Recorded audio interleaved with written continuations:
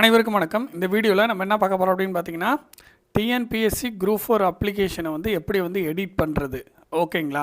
அதாவது TNPSC group 4 notification release பண்ணியிருந்தாங்க. Apply பண்ணுற டேட்டு முடிஞ்சிருச்சு. இப்போ வந்து எடிட் பண்ணுறதுக்கான டைம் வந்து கொடுத்துருக்காங்க, ஓகேங்களா? ஸோ எடிட் பண்ணுறது எப்படி, எதெல்லாம் எடிட் பண்ண முடியும், எதெல்லாம் எடிட் பண்ண முடியாது, இதெல்லாம் நம்ம கம்ப்ளீட்டாக பார்க்க போகிறோம். அதே மாதிரி எப்படி எடிட் பண்ணுறது அப்படின்றத உங்களுக்கு ப்ராக்டிக்கலாக காமிக்க போகிறேன். ரொம்ப ரொம்ப முக்கியமான வீடியோ பதிவு. டிஎன்பிஎஸ்சிக்கு அப்ளை பண்ண அனைவரும் தெரிஞ்சுக்கொள்ள வேண்டிய விஷயம் நிறைய இருக்குது, ஓகேங்களா? நீங்கள் எந்த தப்பும் இல்லாமல் கரெக்டாக வந்து அப்ளை பண்ணிட்டீங்க அப்படின்னா எந்த ப்ராப்ளமும் இல்லை, ஓகேங்களா? சப்போஸ் நீங்கள் அப்ளை பண்ணுறதுல ஏதாவது சின்ன சின்ன மிஸ்டேக் இருக்குது அப்படின்னா அதை வந்து நம்ம எடிட் பண்ணிக்கலாம், ஓகேங்களா? அதுக்கு டைம் கொடுத்துருக்காங்க. இந்த டைம்குள்ளே நம்ம எடிட் பண்ணிக்கலாம். ஸோ பாருங்கள், ஃபஸ்ட்டு வந்து டிஎன்பிஎஸ்சி குரூப் 4 நோட்டிஃபிகேஷன் வந்து நம்ம வந்து ஓப்பன் பண்ணுறோம்.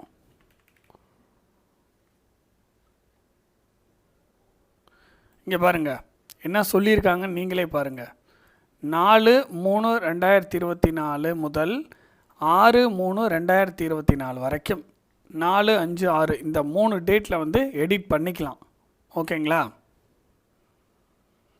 இப்போ டேட்டு இந்த வீடியோ எடுத்துகிட்ருக்க டேட்டு வந்து பார்த்திங்கன்னா 4/3/2024 இரவு 7:30 மணிக்கு கிட்டத்தட்ட எடுத்துகிட்ருக்கோம் நம்ம வீடியோவை.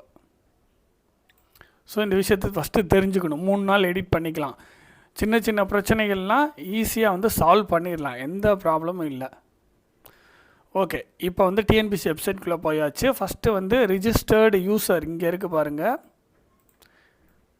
ரிஜிஸ்டர்டு யூசர் இதை வந்து நீங்கள் கிளிக் பண்ணுங்கள். இது வந்து ஒரு வழிமுறை எப்படி வந்து அப்ளிகேஷன் எடிட் பண்ணுறது அப்படின்றதுக்கு. ஸோ இதை வந்து ஃபஸ்ட்டு வந்து கிளிக் பண்ண போகிறோம்.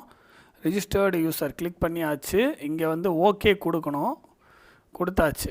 இதுக்கப்புறம் வந்து பார்த்திங்கன்னா அப்ளிகேஷன் வந்து எடிட் பண்ணுறது, ஓகேங்களா?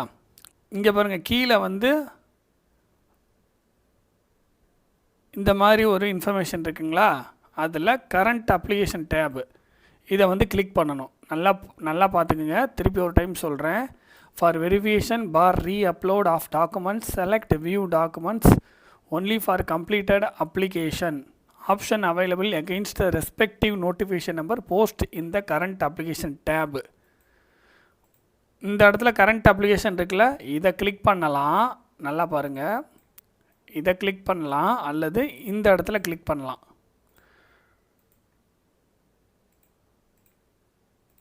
ஸோ கரண்ட் அப்ளிகேஷனை வந்து நம்ம கிளிக் பண்ணியாச்சு. இந்த இடத்துல பாருங்கள், combined civil services examination group 4 services 2024 notification வந்துச்சு. ஸோ இதில் என்னென்ன ஆப்ஷன் இருக்குன்னு ஃபஸ்ட்டு பாருங்கள். வியூ அப்ளிகேஷன் வந்து வியூ பண்ணுங்கள். ஃபஸ்ட்டு எடிட் கொடுக்கறதுக்கு முன்னாடி வியூ பண்ணி எல்லாம் கரெக்டாக இருக்கா அப்படின்றத செக் பண்ணிக்கோங்க. உங்களோட அப்ளிகேஷன் சரியாக இருக்கா அப்படின்றத ஒரு தடவை நல்லா தரவாக செக் பண்ணிக்கோங்க, ஓகேங்களா? உங்களோட சர்டிஃபிகேட்லாம் வச்சு செக் பண்ணணும். ஏதாவது தப்பாக இருந்துச்சு, அதாவது ஒவ்வொன்றா செக் பண்ணுங்கள். ஃபார் எக்ஸாம்பிள் இங்கே பாருங்கள், இப்போ date of publication of result, ஓகேங்களா? அதுக்கப்புறம் ஒவ்வொன்றா அப்படியே செக் பண்ணிக்கிட்டே வாங்க. எல்லாமே செக் பண்ணுங்கள், கம்ப்ளீட்டாக செக் பண்ணுங்கள். ஏதாவது தப்பாக இருந்தால் நோட் பண்ணிக்கோங்க, ஓகேங்களா? அதுக்கப்புறம் என்ன பண்ணணும், அதுக்கப்புறம் ஏதாவது தப்பாக இருந்தால் எடிட் பண்ணலாம், இல்லை அப்படின்னா அப்படியே க்ளோஸ் பண்ணிட வேண்டியதான், அவ்வளோதான். ப்ரிண்ட்டும் போட்டுக்கலாம், இதை சேவ் பண்ணிக்கலாம். எப்படி வந்து சேவ் பண்ணுறது, ப்ரிண்ட்டுன்ற ஆப்ஷனை கிளிக் பண்ணிவிட்டு இங்கே சேவ் அஸ் பிடிஎஃப்னு கொடுத்து அப்படியே வந்து நீங்கள் சேவ் பண்ண வேண்டியதான். இங்கே பாருங்கள், எந்த கோலனில் வேணுமோ அங்கே வந்து நீங்கள் சேவ் பண்ணிக்கலாம். டெஸ்க்டாப்பில் வேணும்னா டெஸ்க்டாப்பில் நீங்கள் சேவ் பண்ணிக்கலாம், ஓகேங்களா? சேவ்னு கொடுத்துட்டிங்கன்னா இங்கே பாருங்கள், டிஎன்பிஎஸ்சி அப்படின்னு சொல்லிட்டு குரூப் 4 அப்படின்னு சொல்லிட்டு சேவ் பண்ணிக்கலாம். இங்கே பார்த்தீங்கன்னா இந்த இடத்துல இருக்குது அப்ளிகேஷன், நம்ம சேவ் பண்ண அப்ளிகேஷன் இருக்குங்களா? ஸோ இவ்வளோ தான். ஸோ அதுக்கப்புறம் பாருங்கள், இப்போ அப்ளிகேஷனை எப்படி எடிட் பண்ணுறதுன்னு பார்க்க போகிறோம். இந்த இடத்துல பாருங்கள், வியூ பண்ணிட்டோம், ஓகேங்களா? இப்போ எடிட் பண்ண போகிறோம். இங்கே இருக்குது, இப்போ எடிட் ஆப்ஷன் வந்து கிளிக் பண்ண போகிறோம். கிளிக் பண்ணியாச்சு. நல்லா கவனிங்க, என்னென்ன சொல்லியிருக்காங்க அப்படின்றத வரிசையாக பாருங்கள். அதாவது என்ன சொல்லியிருக்காங்க, நீங்கள் வந்து அப்ளை பண்ணியிருக்கீங்க, ஓகேங்களா. அதுக்கப்புறம் உரிமை கோருவதற்கான விவரங்களை, தங்களால் அளிக்கப்பட்ட தகவல்களை தாங்கள் திருத்தம் அல்லது மாற்றம் செய்ய தேர்வு செய்துள்ளீர்கள். ஒரு முறை நிரந்தர பதிவில், அதாவது இங்கே என்ன சொல்லியிருக்காங்கன்றதை நான் உங்களுக்கு ஓரலாக சொல்கிறேன், நல்லா கவனிங்க. அதாவது ஒன் டைமில் ரிஜிஸ்டர் பண்ணியிருப்பீங்களா, அந்த ஒன் டைம் ரிஜிஸ்ட்ரேஷனில் ஏதாவது தப்பு இருந்துச்சு அப்படின்னா ஃபஸ்ட்டு அங்கே போய் ஒன் டைமில் போய் நீங்கள் கரெக்ஷன் பண்ணிவிட்டு வரணும், புரியுதுங்களா. அதனால் நீங்கள் வந்து ஒன் டைமில் ஏதாவது தப்பு பண்ணியிருக்கீங்க அப்படின்னா அங்கே போய் ஃபஸ்ட்டு கரெக்ஷன் பண்ணிக்கிட்டு வரணும். ஆனால் அதையும் கரெக்ஷன் பண்ணலான்னு சொல்லியிருக்காங்க. இங்கே பாருங்கள், உங்களுடைய இணையவழி விண்ணப்பத்தில் இந்த இடத்துல பின்வரும் தகவல்களுள் எவற்றையேனும் நீங்கள் மாற்றம் அல்லது திருத்தம் செய்ய விரும்பினால் அவற்றை முதலில் ஒரு முறை நிரந்தர பதிவில் திருத்தம் செய்யும், அதன் பிறகு அவற்றை இணையவழி விண்ணப்பத்தில் உறுதி செய்யும். அவ்வளோதான். ஒன் டைம் ரிஜிஸ்ட்ரேஷனில் நீங்கள் என்ன பண்ணணும், திருத்தம் செஞ்சுட்டு அதுக்கப்புறம் இதில் வந்து டிஎன்பிஎஸ்சி குரூப் 4 அப்ளிகேஷனில் கரெக்டாக இருக்கா அப்படின்றத நீங்கள் செக் பண்ணிக்க சொல்கிறாங்க. ஸோ பாருங்கள், கரெக்ஷன் வந்து பண்ணலாம், புரியுதுங்களா. இங்கே பாருங்கள், இதெல்லாம் வந்து பெயர், அதாவது இனிஷியலோட பிறந்த தேதி, பாலினம், அதாவது ஒன்றும் இல்லை, பெயர், பிறந்த தேதி, டேட் ஆஃப் பர்த்து, மேலா ஃபீமேலா, அதுக்கப்புறம் கம்யூனிட்டி சம்மந்தமான விஷயங்கள், அதுக்கப்புறம் இடைநிலை கல்வி சான்று, எண் மற்றும் குடும்பம், அப்புறம் வந்து பார்த்திங்கன்னா நிரந்தர முகவரி, தொடர்பு முகவரி, ஓகேங்களா, permanent address, temporary address, mobile number, மின்னஞ்சல், இதெல்லாம் கூட நீங்கள் திருத்தம் பண்ணலாம். ஃபஸ்ட்டு என்ன பண்ணணும், நீங்கள் ஒன் டைம் ரிஜிஸ்ட்ரேஷன் நீங்கள் உள்ளே போய் யூசர் நேம் பாஸ்வேர்ட் கொடுத்து உள்ளே போய் அதில் கரெக்ஷன் பண்ணிவிட்டு அதுக்கப்புறம் அப்ளிகேஷனில் நீங்கள் வந்து அது கரெக்டாக இருக்கான்னு செக் பண்ணிக்கலாம். மேலும் அப்ளிகேஷனில் ஏதாவது தப்பு பண்ணியிருந்தீங்க அப்படின்னாலும் நீங்கள் கரெக்ஷன் பண்ணிக்கலாம் அப்படின்னு சொல்லியிருக்காங்க. இங்கே பாருங்கள், உங்களுடைய ஒரு முறை நிரந்தர பதிவில் பதிவு செய்தவற்றை தவிர, அதாவது மேற்குறிப்பிடப்பட்டுள்ள விவரங்களை தவிர பிற விவரங்களை நேரடியாக இணையவழி விண்ணப்பத்திலே திருத்தம் செய்து கொள்ளலாம். ஒன் டைம் ரிஜிஸ்ட்ரேஷனில் ஏதாவது கரெக்ஷன்னா அங்கே போகணும், மற்றபடி அதில் எதுவும் பிரச்சனை இல்லைனா டைரெக்டாக வந்து கரெக்ஷன் பண்ணிக்கலாம். டிஎன்பிஎஸ்சி குரூப் 4 அப்ளிகேஷனில் ஒன் டைம் ரிஜிஸ்ட்ரேஷனில் ஏதாவது தப்பு இருந்துச்சுன்னா அங்கே போய் கரெக்ஷன் பண்ணிவிட்டு அதுக்கப்புறம் இங்கே வந்து அந்த தகவல் வந்து உறுதி பண்ணிக்கணும் சரியாக இருக்கா அப்படின்ட்டு. ஓகே, இப்போ வந்து நம்ம திருத்தம் செய்ய போகிறோம். இங்கே பாருங்கள், இணையவழி, இதையும் படிச்சுங்க, இணையவழி விண்ணப்பத்தை இறுதியாக சமர்ப்பித்தால் மட்டுமே, இப்போ எடிட் பண்ணுறீங்க அப்படின்னா கடைசியாக சமர்ப்பிக்கணும். நீங்கள் செய்த மாற்றம் திருத்தம் தங்களுடைய இணையவழி விண்ணப்பத்தில் எடுத்துக்கொள்ளப்படும். நம்ம ஏதாவது கரெக்ஷன் பண்ணுறோன்னா அதை வந்து கடைசியாக வந்து சப்மிட் பண்ணோம் அப்ளிகேஷனை, அதை சொல்லியிருக்காங்க. தங்களுடைய இணையவழி விண்ணப்பத்தில் மாற்றமோ திருத்தமோ செய்த பிறகு இறுதியாக சமர்ப்பிக்கவில்லை என்றால் அம்மாற்றமோ திருத்தமோ இணையவழி விண்ணப்பத்தில் எடுத்துக்கொள்ளப்பட மாட்டாது. ஸோ நீங்கள் கரெக்ஷன் பண்ணுறீங்க அப்படின்னா சப்மிட் கொடுக்கணும், ஓகேங்களா, சமர்ப்பிக்கணும். அதுக்கப்புறம் பாருங்கள், தங்களுடைய இணையவழி விண்ணப்பத்தில் மாற்றமோ திருத்தமோ செய்த பிறகு இறுதியாக சமர்ப்பிக்கவில்லை என்றால் தாங்கள் இதற்கு முன்னர் இறுதியாக சமர்ப்பித்த இணையவழி விண்ணப்பத்தில் உள்ள விவரங்கள் மட்டுமே மேல் நடவடிக்கைக்காக கணக்கில் எடுத்துக்கொள்ளப்படும். ஒன்றும் இல்லை, சுற்றி என்ன செய்கிறாங்க, சமர்ப்பிக்கணும்னு சொல்கிறாங்க. நீங்கள் என்ன வேணாலும் எடிட் பண்ணிக்கோங்க, பட் அதை கரெக்டாக சப்மிட் கொடுத்துடணும். சப்மிட் பண்ணலை அப்படின்னா இதுக்கு முன்னாடி என்ன இருந்துச்சோ அதுதான் எடுத்துக்கோன்னு சொல்லியிருக்காங்க. எனது விண்ணப்பத்தினை திருத்தம் செய்த பிறகு இறுதியாக சமர்ப்பிக்காததன் விளைவுகள் குறித்து வருங்காலத்தில் எவ்வித உரிமை கோரவோ வழக்கு தொடரவோ எனக்கு தகுதி இல்லை அப்படின்ற மாதிரி உங்களை வந்து டிக் பண்ண சொல்கிறாங்க, புரியுதுங்களா. சமர்ப்பிக்கணும், இதுதான் விஷயம். மொத்தமாக இந்த 4 பாயிண்ட்லேயே அவங்க சொல்லியிருக்கிறது வந்து நீங்கள் சமர்ப்பிக்கணும்னு சொல்லியிருக்காங்க, சப்மிட் பண்ணணும். ஸோ அதுக்கப்புறம் பாருங்கள், இப்போ நம்ம வந்து திருத்தம் செய்ய போகிறோம். ஸோ அதனால் எல்லாத்தையும் டிக் பண்ணுறோம். இதுக்கெல்லாம் நம்ம அக்செப்ட் பண்ணிவிட்டு டிக் பண்ணுறோம். ஒரு முறை பதிவில் ஏதாவது திருத்தம் செய்யணுன்னா இங்கே எனக்கு எல்லாமே கரெக்டாக இருக்குது, அதனால் அதை விட்டுருக்கேன், அதுக்குள்ளே போகலை. அதில் ஏதாவது தப்பு இருந்துச்சுன்னா நீங்கள் ஒரு முறை பதிவில் போய் திருத்தம் செஞ்சுக்கலாம். பேர் சம்மந்தமாகவோ, டேட் ஆஃப் பர்த் சம்மந்தமாகவோ, கம்யூனிட்டி சம்மந்தமாகவோ, ஓகேங்களா. அதுக்கப்புறம் இமெயில் அட்ரஸோ இல்லை மொபைல் நம்பரோ அங்கே போய் நீங்கள் திருத்தம் செஞ்சுட்டு வரலாம். அடுத்து இணையவழி விண்ணப்பத்தில் திருத்தம் செய்யனா இங்கே இருக்குது பார்த்தீங்களா, இதை வந்து கிளிக் பண்ணும்.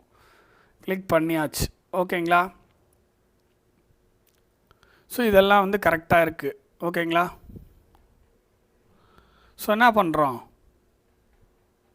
கரெக்டாக இருக்குன்னா நம்ம அப்படியே எடுத்துக்க வேண்டியதான். இதெல்லாம் கரெக்டாக இருக்குங்களா? ஸோ என்ன பண்ணுறோம், மேலே உள்ள விவரங்கள் யாவும் சரியாக உள்ளன. ஸோ அப்ளை பண்ணும்போது என்ன நம்ம பண்ணமோ அதே தான் இங்கே கொடுக்க போகிறோம். ஸோ என்ன வருது, மறுபடியும் இதெல்லாம் வந்து ஃபில்லப் பண்ண சொல்கிறாங்க. ஓகேங்களா? ஸோ அதெல்லாம் ஃபில்லப் பண்ணணும்.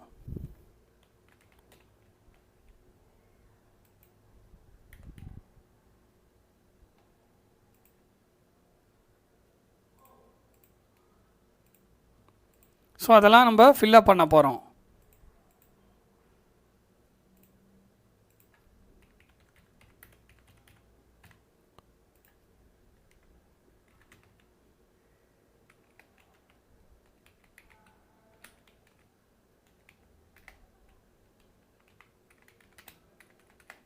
ஸோ அதெல்லாம் ஃபில்லப் பண்ணிக்கிட்டு இருக்கோம். ஸோ பேர், பிறந்த தேதி, பாலினம், வகுப்பு, கைபேசி எண், மின்னஞ்சல் முகவரி எல்லாத்தையும் வந்து திருத்தம் செய்கிறோம். திருத்தம் செய்யல, மறுபடியும் வந்து இன்சர்ட் பண்ணுறோம். தப்பாக இருந்தால் திருத்தம் செய்ய போகிறோம், அவ்வளோதான். ஸோ இந்த இடத்துல டிக் பண்ணிவிட்டு சேவ் அண்டு ப்ரொசீடு. ஓகேங்களா? ஸோ இந்த அட்ரஸ் எல்லாம் அப்படியே தான் இருக்குது. ஸோ அப்படியே டிக் பண்ணிவிட்டு சேவ் அண்டு கண்டினியூ கொடுக்குறோம். அதுக்கப்புறம் நம்ம கொடுத்தது எல்லாமே அப்படியே இருக்குது. ஓகேங்களா? ஸோ அப்படியே டிக் பண்ணிவிட்டு சேவ் அண்டு கண்டினியூ. ஏதாவது நீங்கள் மாற்றம் செய்யணுன்னா மாற்றம் செஞ்சிடணும். ஓகேங்களா? வேறு ஒன்றும் இல்லை. இந்த இடத்துல டிக் பண்ணிவிட்டு சேவ் அண்ட் கண்டினியூ. அதுக்கப்புறம் இதெல்லாம் கரெக்டாக கொடுத்துடணும். ஓகேங்களா? போஸ்ட்டு செலக்ட் பண்ணுறதெல்லாம் பார்த்து கொடுக்கணும். ஆல்ரெடி இதை பற்றி நம்ம எக்ஸ்ப்ளனேஷன் கொடுத்துருக்கோம்.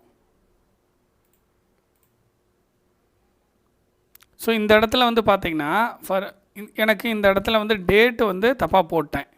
இந்த இடத்துல பாருங்கள், 15/5/2005 போட்டேன். பட் ஒரிஜினலாக என்ன இருக்குதுன்னு சொல்கிறேன் பாருங்கள். என்னோடய சர்டிஃபிகேட் வந்து ஓப்பன் பண்ணுறேன்.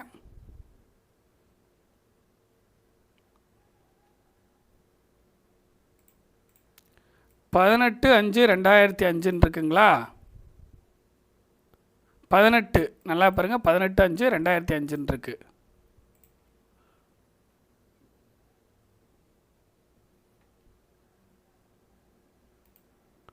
இங்கே 15/5 போட்டிருக்கோமா? ஸோ இதை 18ன்னு மாற்ற போகிறோம்.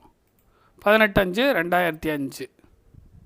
ஓகேங்களா? ஸோ இப்போ மாற்றியாச்சு. வேறு ஏதாவது உங்களுக்கு ஏதாவது தவறுதலாக இருந்துச்சுன்னா நீங்கள் மாற்றிக்கணும். ஓகேங்களா?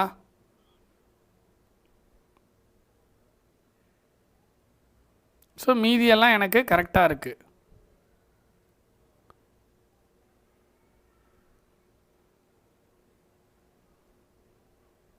ஸோ இந்த இடத்துல டிக் பண்ணிவிட்டு சேவ் அண்ட் கண்டினியூ.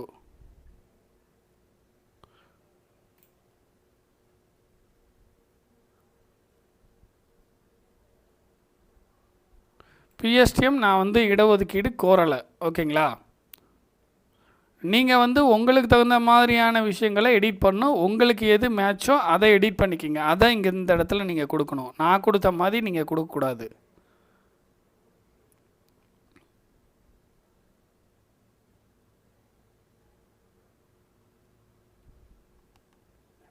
ஸோ அதுக்கப்புறம் அடுத்த டீட்டெயில் வந்துட்டோம்.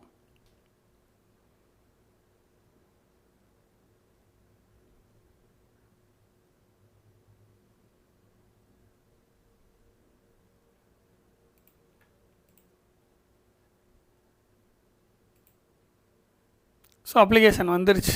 ஓகேங்களா? நம்ம மாற்றினது மாறி இருக்குது. இந்த இடத்துல பாருங்கள், இந்த இடத்துல பார்த்தீங்கன்னா உங்களுக்கு தெரியும் மாறி இருக்குங்களா? ஸோ ப்ரூஃபோடு உங்களுக்கு சொல்லி காமிச்சிட்டேன். புரியுதுங்களா? ஸோ உங்களோட நண்பர்களுக்கு இதை ஷேர் பண்ணிங்கன்னா அவங்களுக்கு இது யூஸ்ஃபுல்லாக இருக்கும் கண்டிப்பாக. ஸோ இந்த இடத்துல எல்லா உறுதிமொழியும் படிச்சுட்டு நீங்கள் அதை அக்செப்ட் பண்ணி டிக் பண்ணணும். ஆல்ரெடி நான் படிச்சுட்டேன் இதெல்லாம்.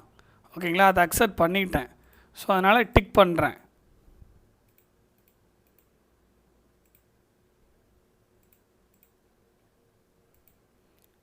அவ்வளோதாங்க. சப்மிட் பண்ணியாச்சு. இதுதான் சப்மிட் பண்ணுறதுன்னு அர்த்தம். ஸோ மீண்டும் ஒரு தடவை கொடுக்குறாங்க. ஸோ மறுபடியும் வந்து இந்த இடத்துல ஒரு டிக்கு, இந்த இடத்துல ஒரு tick, yes I agree to proceed. ஓகேங்களா? நீங்கள் ஃபீலாம் பே பண்ணியிருந்தீங்க அப்படின்னா இந்த இடத்துல வந்துடும். ஓகேங்களா? I agree to finally submit my online application. இதுதான் சொல்கிறாங்க சப்மிட் பண்ணணும்னு.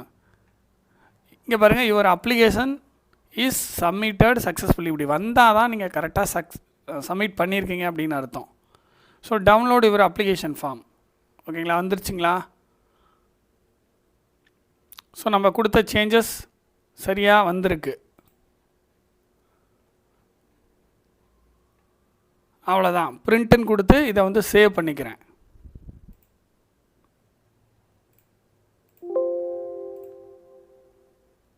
அவ்வளோதாங்க, சேவ் பண்ணியாச்சு. ஹோம் போயாச்சு, லாக் அவுட் கொடுத்தாச்சு.